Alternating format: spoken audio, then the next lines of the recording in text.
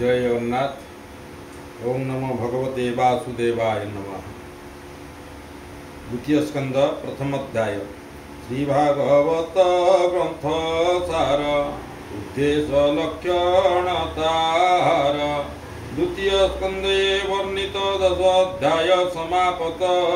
मध्ये प्रथम अध्याये कीर्तन श्रवणादि द्वारे तुल विराट रूपे मन धारणा होइछि वर्णन हरि चरण चिंती ध्याने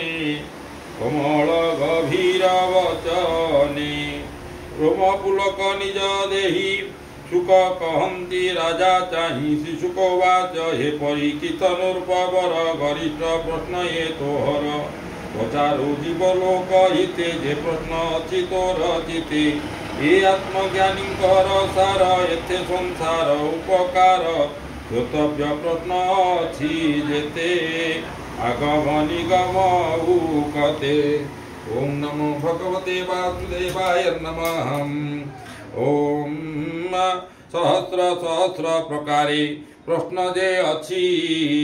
ये संसार करिवार वाचे जेते अछंती गृहवासी इंद्रिय वशे गृहे थाई आत्मरहिते ज्ञान नाही आयुष क्षय न जानन्ति विषय अर्थ न चिंतन्ति विषय अर्थ नित्य चिंती निशा हरई अर्थ बेड़ निद्रा वा बधु संग मेड़ दिवसे अर्थ चिंता कुल कुटुंब पोषण विकल अर्ध आयुष एड़े नाशे निरते सुख दुख प्रासे सुख सुत कलत्र देह पाई आनंदे तांक मध्ये थाई विष्णुर माया सत्य चिंती निकटे मृत्यु न देखंती मरण देखुथाई डोळे अज्ञाने भ्रमे सुख भळे एणु संसार प्राणी कर आत्मार गति अगोचर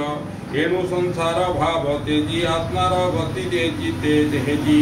देहरी सर्व घटे पुरे निर्लेप बाह्य अभ्यंतरे तार महिमा शुणी कने नाम को उच्चारी बदने स्मरण कर हृदय गते जेबे अभय इच्छा चिते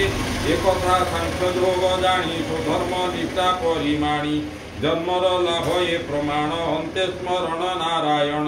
पूर्वे निर्मल मुनि जेते तत्व विचारी वेद मते विधि निषेध दूर करी विष्णुर भाव हृदय धरी विष्णुर गुण अनुक्षणे सुगुणंती शुणंती श्रवणे ए भागवत धर्म वाणी ब्रह्मासने परिमाणी।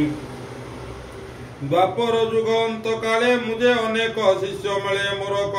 जनक व्यास मुनि मोहितांक शिक्षा घेनी निर्गुण मार्गे मोर चित विष्णुर भाव हेला जात निश्चल जोगे मन थोई जेबा अभ्यास कली मुहि कहिबी तोर आगे ताहा सुन राजन पुण्य देहा। ए भागवती बत वाणी कने जे शुणे श्रद्धा अवधाने मुकुंद पादे तांक मन निचले रहे अनुक्षण काम मुखु किवा ज्ञानी हरि कीर्तन कले प्राणी अभीष्ट फल तेणे जा पाए निर्भय पथे चित रहे जोग अभ्यास जोगी जने दीर्घ जीवंती जोगे जोग ध्याने से पुणी कृष्ण नाम मुखे कहंती एक कुआर के दिन बंचती कृष्ण गाई